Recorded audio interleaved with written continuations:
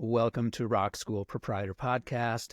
I'm John Kozicki, and my co-host Mandy York cannot be with us today, but I'm happy to welcome my guest for this episode, Chris Bates. Chris, how are you today?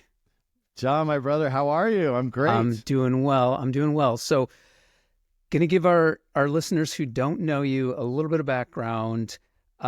Chris, you are an entrepreneur. You've worked in and started companies in real estate and other industries. You are co-owner of Los Rios Rock School in California. You are the founder and co-owner of TeacherZone, correct?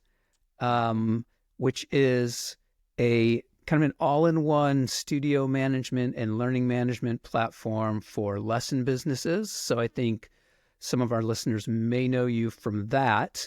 I think that's key with what we're going to talk about today also, because with TeacherZone, one of the things you're really doing is you're kind of empowering studio owners to streamline their businesses, to focus on bigger picture things rather than working in spreadsheets all day or tracking down payments. You're a musician, you're a drummer. I think you told me you taught drum lessons at a young age, but you kind of come to the lesson business from a different place in a lot of ways, I think.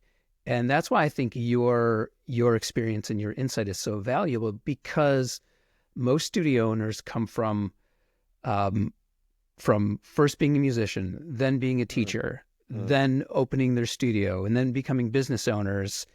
And I think what that does is that puts you so close to everything in your business that it's hard to sometimes see the big picture.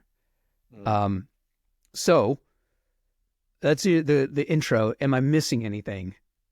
I mean, I'm sure I'm missing a lot of stuff. Husband and father. Yeah. Those are obviously what keeps me going and waking up every day and trying to give it my all. So I gotta say that. I have two boys in college now, so we're in that fun new phase. Actually, you know what's funny, John, is I feel I don't know. You guys aren't quite there yet, but I kind of feel like we feel like we're in our 20s again, which has really been invigorated us with the businesses and stuff too, which is really fun. Okay. Interesting. So yeah, it's a new chapter. So anyways, also happily married 25 years this year. Congrats. So what I thought we would talk about, and the reason I wanted to talk with you, is because, again, going back to the idea of how so many lesson studio owners and lesson business owners come to be owners is from kind of doing the thing that they ultimately are in charge of kind of hiring instructors to do, or creating this bigger thing to provide the service.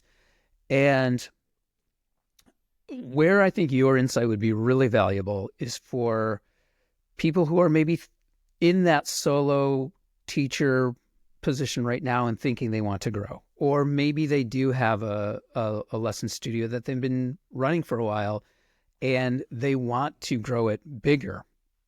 And you and I have talked before on the phone and whatnot about like mindset. And I think a lot of that comes from being in the right mindset.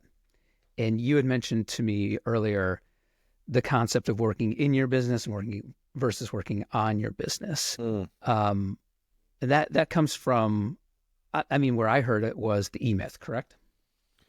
Yes, Michael Gerber. And I heard it years ago before I had read the E-Myth. I was also on the board in Entrepreneurs Organization for 10 years, which is a great organization because I always say it's AA for business owners. It's a way for business owners to get together and just mind share on challenges and stuff. And one of my dear friends who now lives in North Carolina, Tony Wong, we call him Yoda because he's so smart. And he mentioned that to us, the in versus on. And he also said something that we were like, what? He's like, basically that we weren't real business owners, that we were lifestyle business owners for the most part, which was interesting to me, that he had made a distinction between the in versus on and the lifestyle business versus actual business owner. And so we can define that, for listeners as well, just to sort of, so it gives us perspective, because it was kind of hit us all. Oh, he's right. How I see myself may not be actually how I behave. Interesting. Yeah. And so to kind of expand on the lifestyle business thing, I would say that, I know for me personally, and I would guess that for most studio owners, part of why we do this is our passion for the craft, our passion for music, our passion for sharing that, right? So we want to still have that as part of our lives, but it's the old trope, right? Like, if you make a business out of your hobby, well, are you still going to love the hobby, right? Because then it becomes your job. There's the rub with the lifestyle business, right? Right. How many chefs still cook at home? Yeah, exactly. So I want to share a story with you to sort of set this up. The idea of what does it mean to work in your business versus working on your business, and you had mentioned to me the idea of like strategic planning, and I think you know this about me, but the Michigan Rock School is actually my second venture, my second music school. I started my first music school when I lived in North Carolina. And before I started, I had this big vision of what I wanted to do. I wanted to have this really cool interactive experience for students. I wanted to focus on performances and bands, offering that as a main service, but also paired with private lessons. When I started the business, it was just me. I rented a single room. And after a few months, I was like, okay, if I'm going to make this vision a reality, I need a bigger space.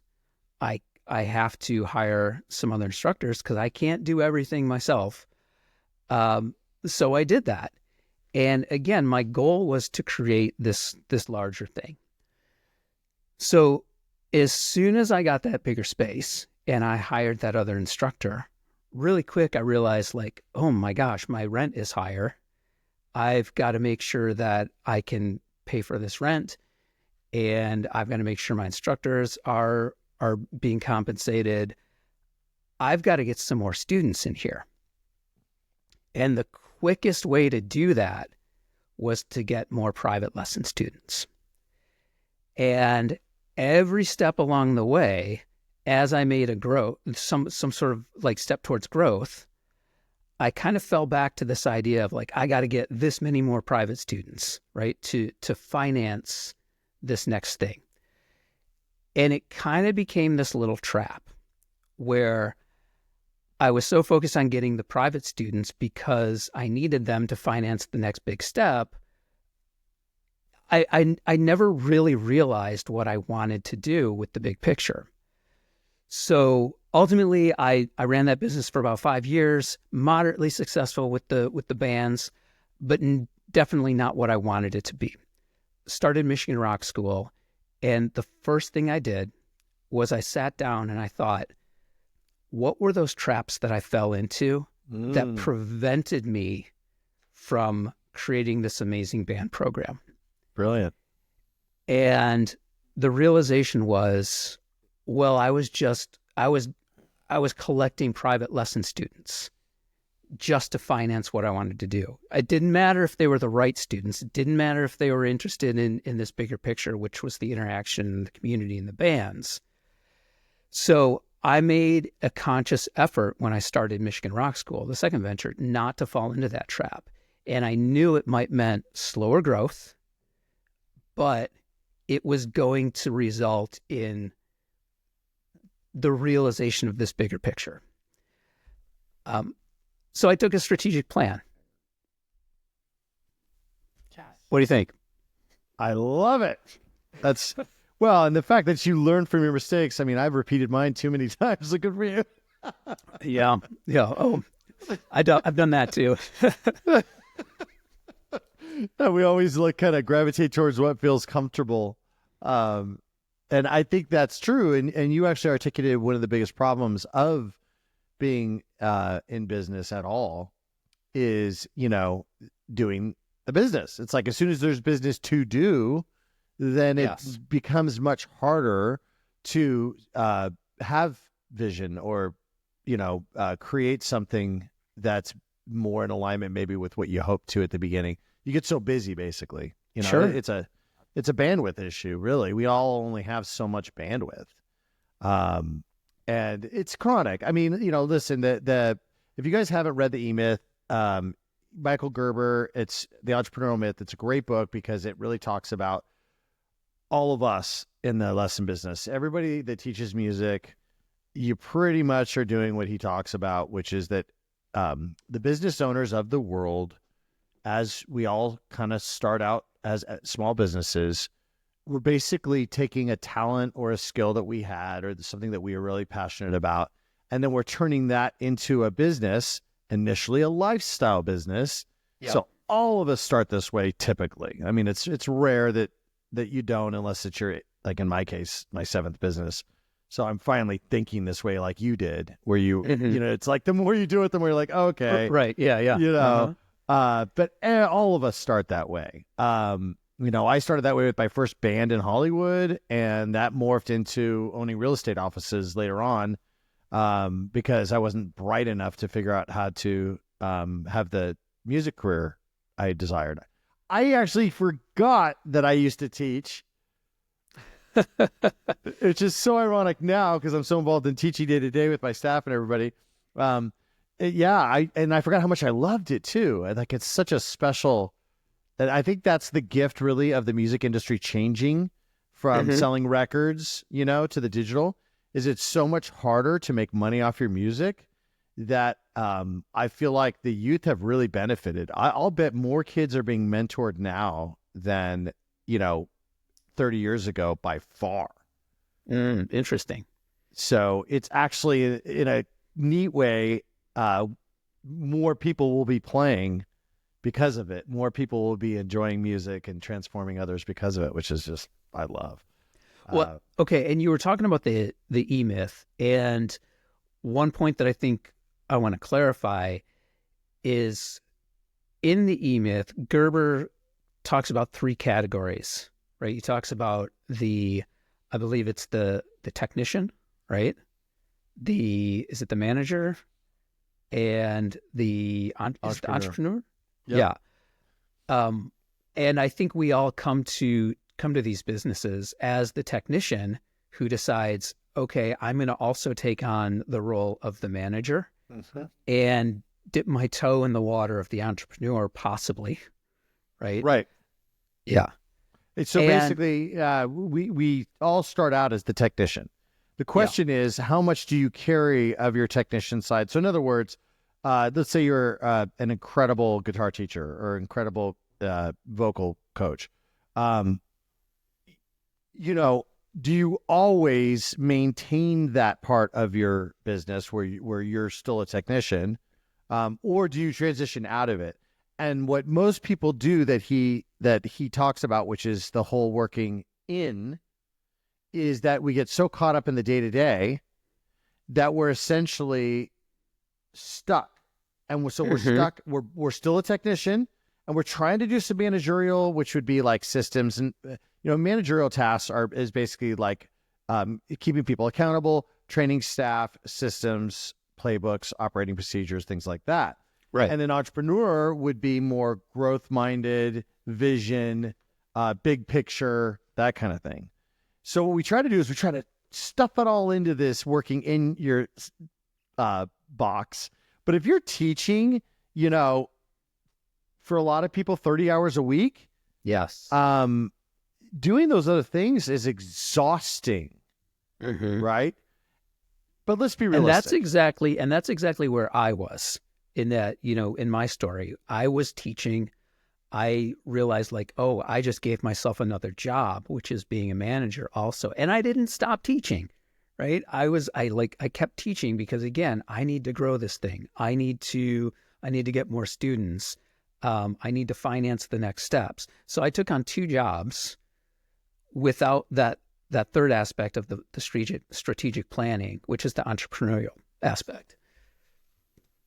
Common. I mean, all of us do. I mean, listen, for any of you out there listening to this that have your own thing, whether it's just you or you have multiple teachers and stuff, you're different. You just are. Yes. A lot of people just don't, are so risk averse. They will never put themselves basically in that vulnerable position is the reality.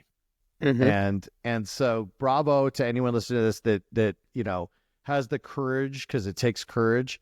And I believe that all entrepreneurs are heroes. So whether you're a solopreneur or whether you have a bigger business, arbitrary, because you might be a solopreneur making more money than someone with a bigger business. Sure. And to me, money at the end of the day, a lot of it is about impact. It's a metaphor for helping people. So with that said, I think the important distinction with working in versus on is that it can't be neglected. The on your business, so flying 10,000 feet and being more strategic, thinking about the future, that kind of thing, that can't be neglected. But if you want to maintain your technician status because you really enjoy it, or you enjoy the income, because you can have a higher income. This is a distinction that I want to make for anybody that hasn't thought about this. So when the higher up the chain you get towards entrepreneur, you don't actually have a job by the time you become a full entrepreneur, right? You now are more akin to an investor, right? Mm-hmm. Where basically you're not required for the business to operate. Mm-hmm. The lower down the chain you go for technician, you're involved in everything. And so it feels good because you're involved in everything, but it's stressful. You're out of time, and this is where people tend to get stuck. And that's where lifestyle businesses tend to just be about you and your lifestyle, because it's probably a time thing. If I'm nice to all of us, it probably is just that. You get so stuck time-wise, you just don't have time to ever transition in any way. So the discussion today, in my mind, is just to sort of lay it out there so all of us can realize that, hey, if you want to still teach guitar, and that's really all you're passionate about, I've seen a lot of amazing businesses around the world still do that. Mm-hmm. But they've been able to grow because they delegated the entrepreneurial or the management tasks to others. Right. And that's okay. So I think that's super important to get, right? Like, you are not saying you have to choose between being a teacher or being a manager or being the big picture person and guiding the business. You're not saying you have to choose between one of those 3. You can choose how much of each bucket you want to allocate your time, right? If you want to teach 1 day a week because you love it and you're passionate about it, and then you want to focus the rest of the week on like managing and big picture stuff, you can. You might need some help. Didn't you say you're still teaching some groups? I still teach one group, every week, because I love getting in there with the students and working with them. And I think that also helps me to sort of understand, when I see how I do that, I can help my instructors and my other band coaches with their training. But that's a choice that I made to continue to do this. And I didn't have to give it up completely. I can make the rules. Again, this is like, I think where that's where, when I said lifestyle earlier, it used to, in my mind, I saw it kind of bad because I'm like, oh, that just means small. And it's like, no. Well, because your friend called it not a real business, right? and so, but over the years, I've seen it differently in that, I think all of us, at the end of the day, it's about survival initially, and it's about survival in a way that we're passionate about, right? So it's like, oh, wow. Because that's why everyone, let's face it, if you're listening to this, just know that people in your life are probably jealous of you. because you're living a lifestyle they wish they could. Yes. And so that is awesome. And bravo for anybody that is able to, make a business out of their passion. The simple question, though, is that if something were to happen to any of us, would the business continue? Or is it totally predicated on us? Now, does it have to? No. You could just have a business that is, the John Show, and that's it. And you just delegate around you some tasks for marketing and sales and administration, all that around your business, around your teaching. And that's a way to do it. And there's nothing right or wrong about any of the ways. It's how do you want your life and to look. And so basically thinking big picture allows you to make those decisions. What do you want it to look like? So I've long felt that there is a misconception in business, but definitely in our lesson businesses also, surrounding growth and how to measure growth. Now, there are obviously really simple metrics to measure growth. How many students how many more students do I have this month versus last month, right? How much more revenue am I making?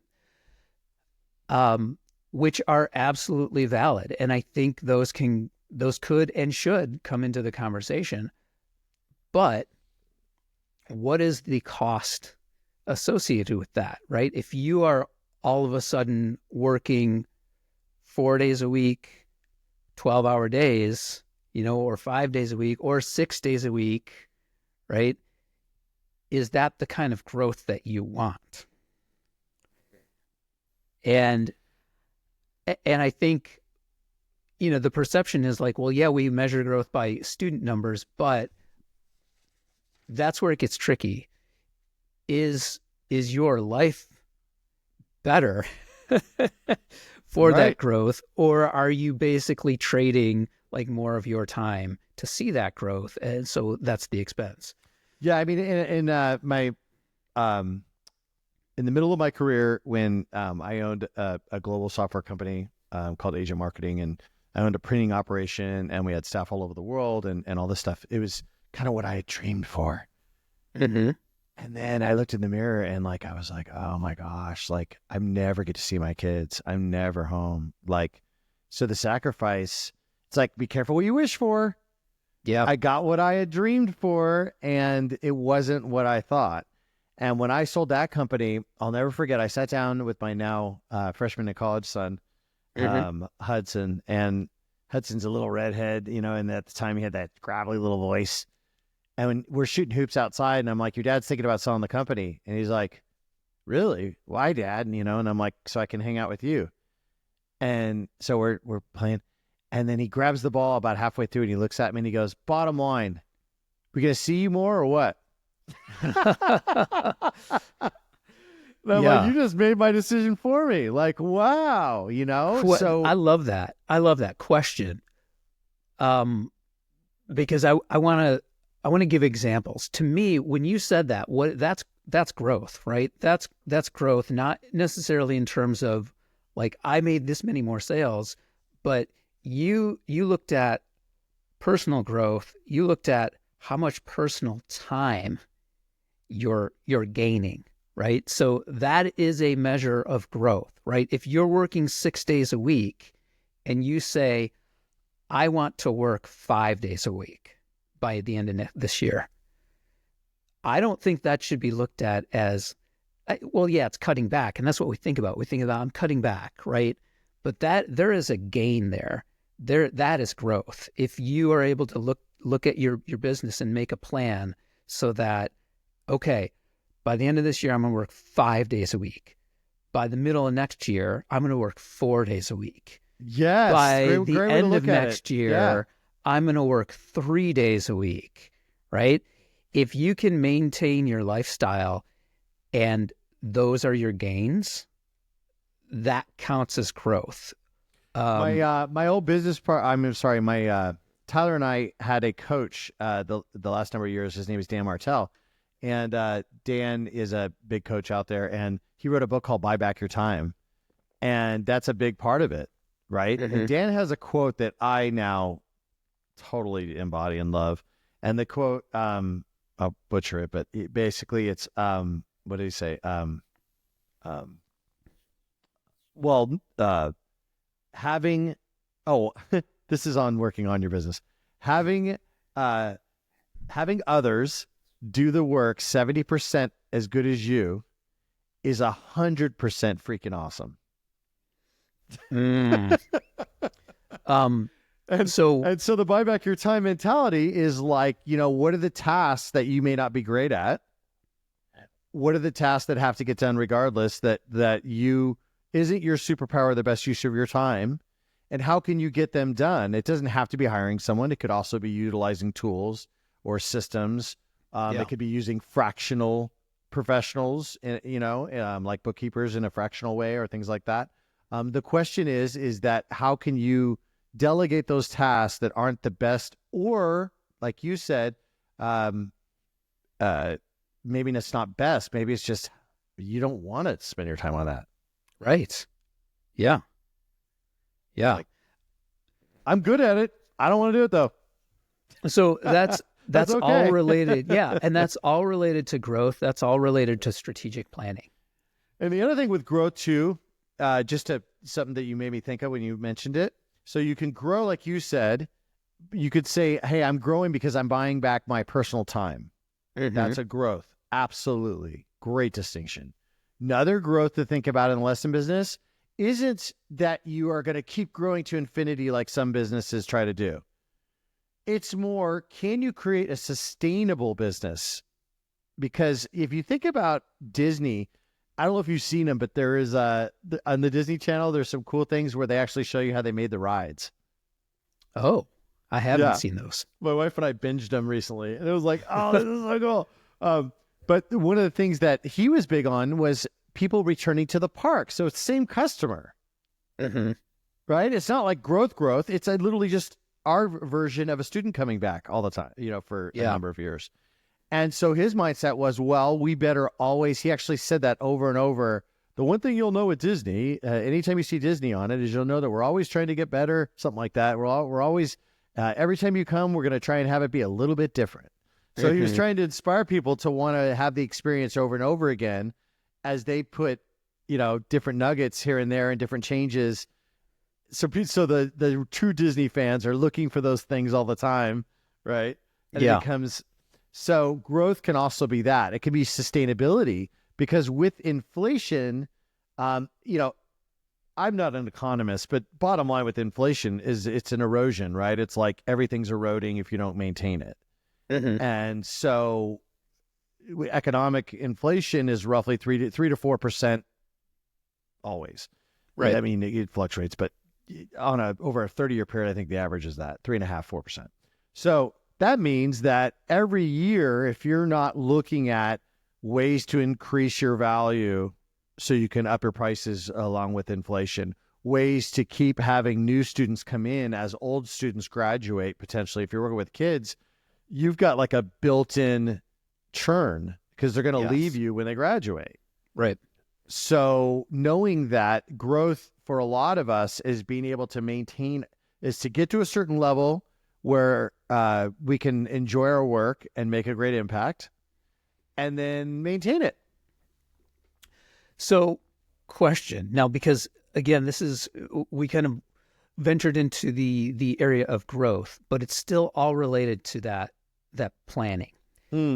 Yes. And working in versus on is all about that strategic planning. What advice or what resources or thoughts would you offer, again, to that person who maybe is a solo instructor thinking, like, I want to make this thing bigger? My advice first is figure out why. Like, define that. Why do you want to make it bigger? What does that look like to you? Or maybe that person who is in the studio and they want to grow.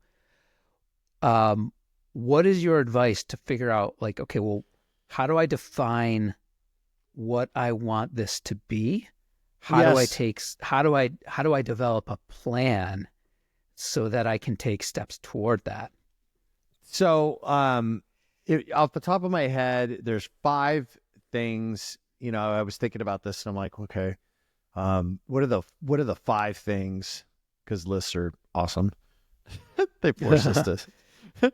What are the 5 things that we could all kind of focus on for working on our business? Because working in your business, guys, like, just so you know, that parent that just called because their kid's sick, or that teacher that just told you they have a gig last minute and they can't come in, or whatever, that is working in your business, okay? Yeah. The tuition that didn't go through, the bill that you can't pay because you haven't gotten paid yet, that's the kind of working in your business stresses.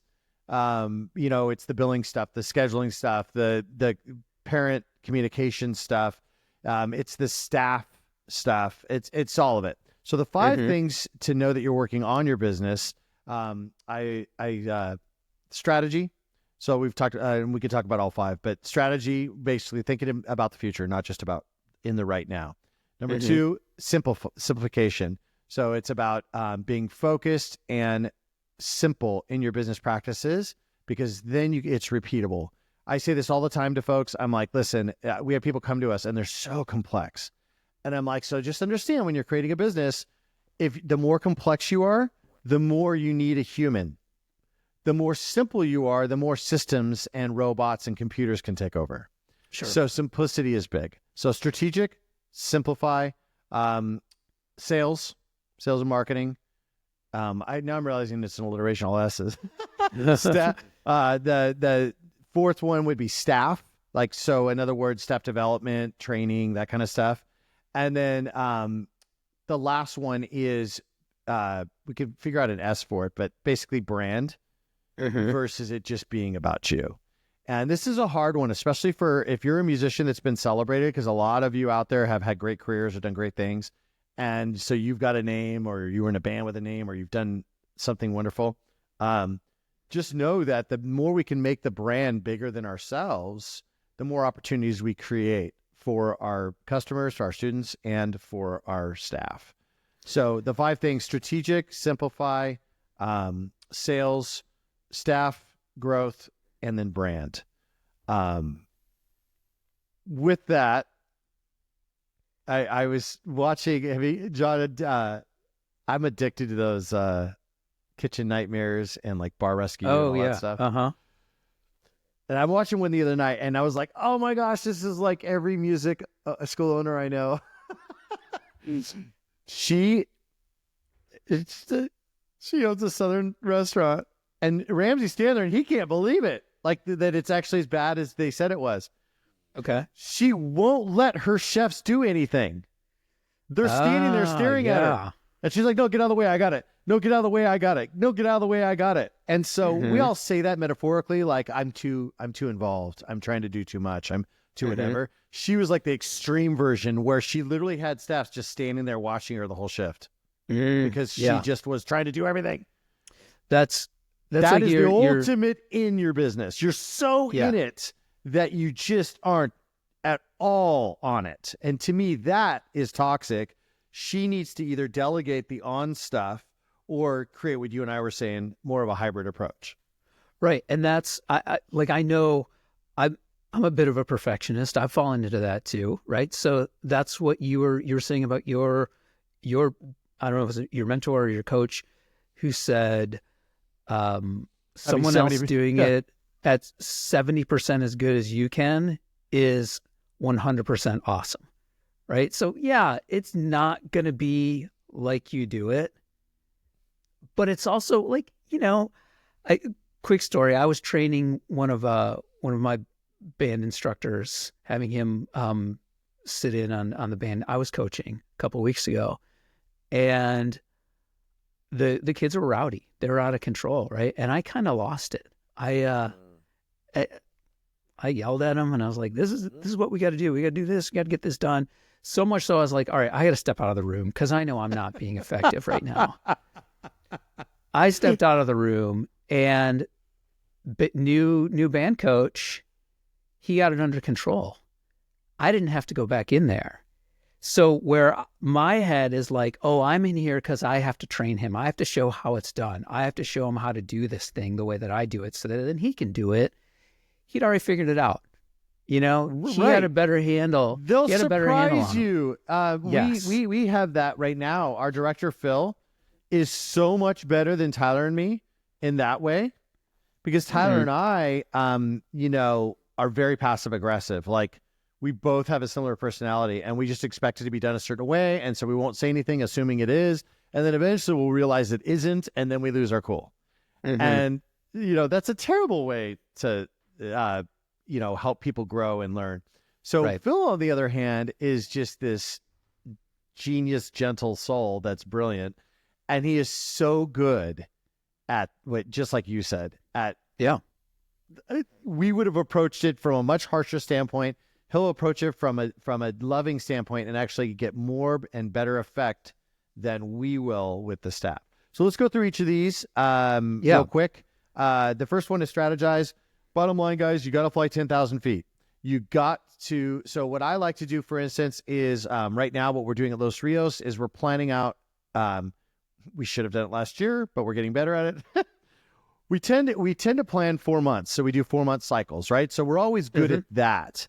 What we haven't been good at, to be honest, is we haven't been good at executing the full 1-year plan. Just because we're so in it still. So even though it's a goal for us, so we talked the other day and it's like, okay, let's be a little bit better. Now we're about 6 months planned. And it's like, let's just get the rest of the year on the calendar and the rest of the year planned. We know, but we don't have it written down. So write it down, strategize, think about the future. One of the greatest gifts that I can give to any of us is do a 1, 3, 5, 10-year plan. I even have my boys do this because it just puts in perspective. What would I want it to look like in a year? Okay. What do I want it to look like in 3 years? Cool. 10 years. Now you're thinking totally differently. Right? Because you're like at a different place in your life too, if you really think about it. Yeah. And so anyway, strategy is fly 10,000 feet and give yourself that gift of planning. And ideally, if you can, plan 4, 6, or a year out fully with your operation. So that way you take a lot of the, both your families and your staff will thank you for it because everybody loves clarity. Yes. So number 2, simplify. Keep it simple, stupid. They did studies that when you go to the supermarket, they had a bunch of teas. They had like, I don't know if it's Celestial Seasonings or something like it. And they had like 30 teas. And it was beautiful. And they were like, buy 2, get 1, whatever. The buy 2, get 1 worked, but people still had a hard time deciding. When they narrowed it to just a few options, they sold out of tea. Because then it was like really easy. When I only have 4 or 5 options, I can do that. When I have 12, I can't. So simplify things. The one mistake I see for most small lesson class business folks is you come into it thinking you have to have all these crazy rules. Remember this. You're making it up anyways. You might as well make it up good. Make it up simple. The simpler, the better. And you tell your customers the rules, not vice versa. We do not do makeups at our school. We're going on 15 years as a school. We have 8,000 square feet, 2 recording studios, 13 teaching offices, 3 rehearsal spaces, and a stage. And we've done all that without doing a makeup.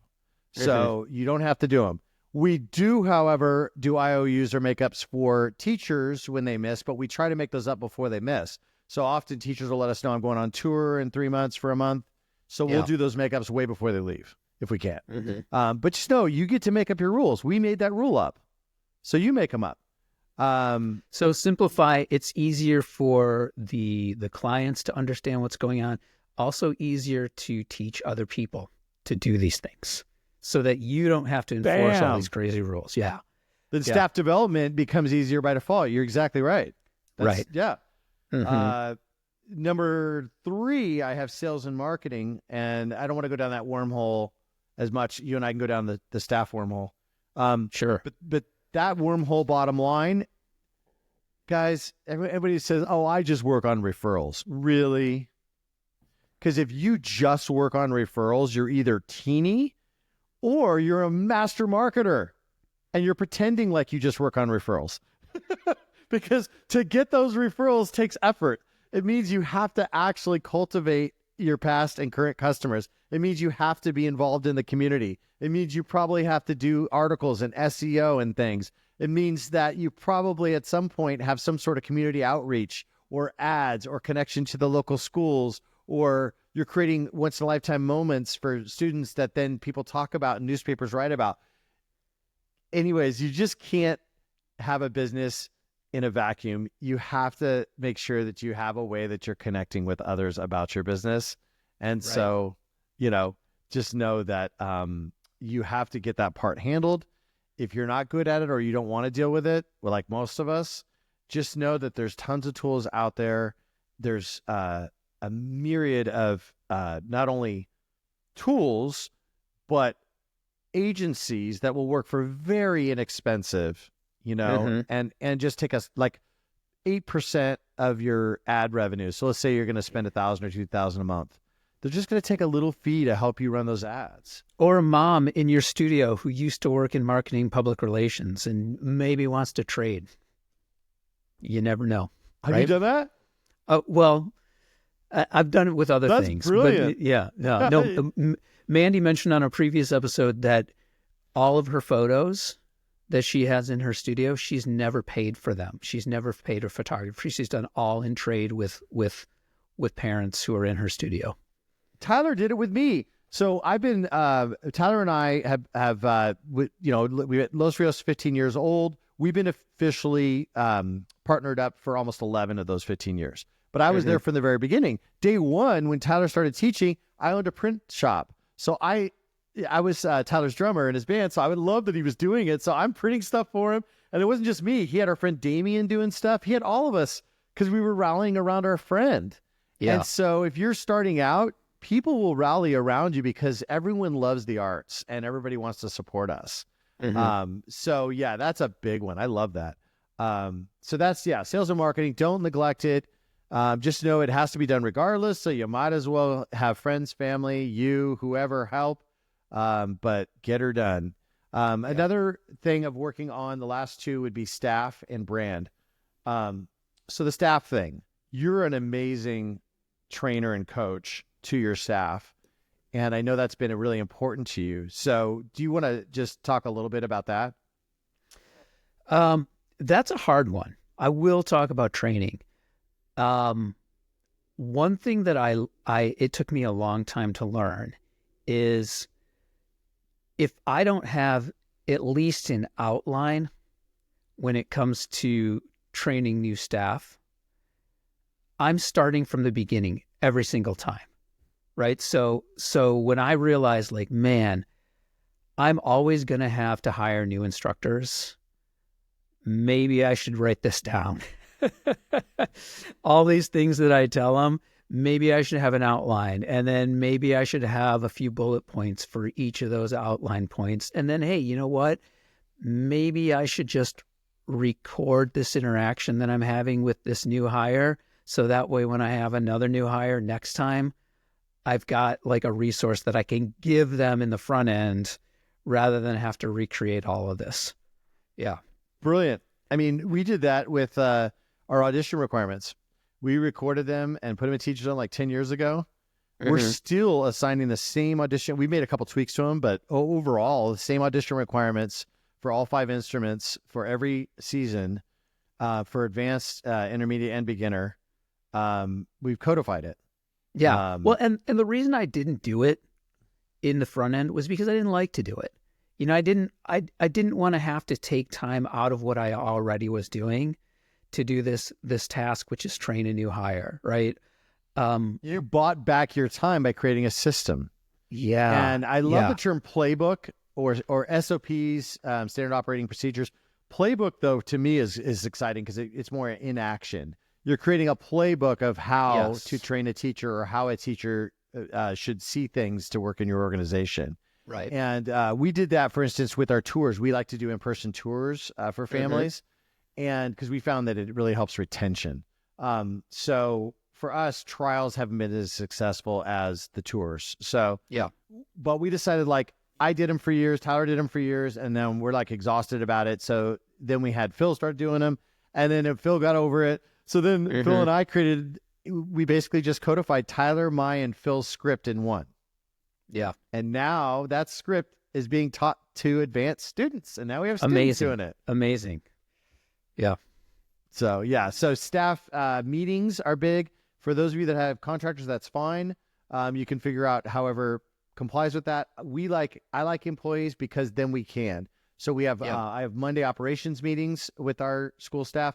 Then we have once a month with the whole staff, teachers and everybody. And then we do workshops, typically quarterly, where literally on the stage, we'll have teachers, like one of our teachers, Rios. She's done lots of workshops with the teachers about how to connect more with students, about how to run a better group class, about how to make people listen more, how to ask better questions. So just ongoing staff training, ongoing making sure that they're feeling like they're part of something. That goes back to what we talked about earlier with the first one was strategize, because if you already know ahead of time, then you can plan to have a nice speaker come in and work with your people. But if you don't know ahead of time, right, you're never going to like look for the right person to come do it. Right. Right. So, and then the last one is brand. And I'm not a brand expert. I'm way too self-conscious to be a good branding. Tyler's better at it than I am, my partner. But the reality with brand is that it isn't about me.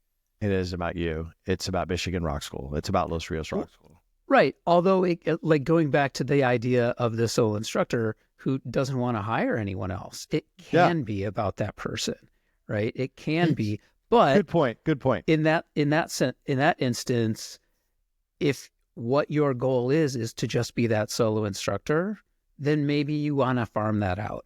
Maybe you want to find someone else who like understands what you are about, that can present it to you and say like, okay, this is what I think you're about.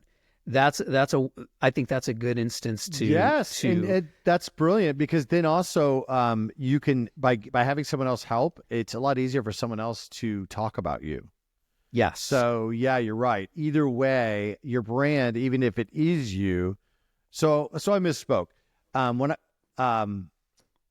It isn't about us as far as being, when we're talking about building a community, you can have your name on everything. You can be a big part of it or whatever. But at the end of the day, the community will, make it bigger than just you doing the work. Yes.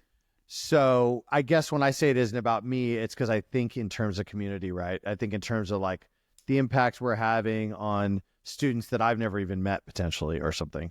And the other thing you think about with brand is that when a family does refer you, I mean, even if you're a solopreneur and you're getting lots of referrals, I think of my drum teacher growing up. He was a solopreneur and he was awesome, but he got tons of referrals because he made us all, I guess he had his brand that wasn't quite articulated, but we saw it a certain way. We saw a person that was deeply invested in his students. We saw a person that wanted his students to, perform a ton and do a lot of things. So just as you think about your brand, I just want you to think about the fact that brand creates value that's bigger than you. That's the bottom line, is that brand is something that people can equate to you, not just you. So equate to your school. Yeah. And you had mentioned you're not an expert on branding. I interviewed a friend of mine, Adam Wilson. That was episodes, two-parter, 6 and 7. He would buckle at me calling him an expert in branding, but trust me, he's an expert at branding. Those are the episodes to listen to for understanding how to develop your brand and market your brand. Chris Bates, anything else before we bring this one home? This is fun stuff. And you guys, we can all go down the wormhole on this constantly. But main thing I think is just to make sure that you're creating the life that you never want to retire from. There you go. Because yes, you don't want to burn out, right? And I think that burnout comes from, again, going back to my story from the beginning. The burnout happens when you start as an instructor and you say, I want to build this into something else. And you continue to work as an instructor, but then also you take on this other job, which is the manager, right? And then next thing you know, you've got two and a half full-time jobs that you can't keep up with, right? So yeah, you box and- yourself into a corner, and now you no Yeah. longer like the thing that you used to love. right. So make sure you build a career that you never want to retire from, that you're so excited to wake up for. And if you do that, then you're going to make a great impact in your students, and you're going to build a really cool business. Yes. And that all comes down to like really understanding what it is that you want personally from your business, what role you play in your business, having a plan for like, if you're not doing it, someone else is going to do it. You know, what are your growth goals? And they don't have to be student numbers, right? All of that is about the plan.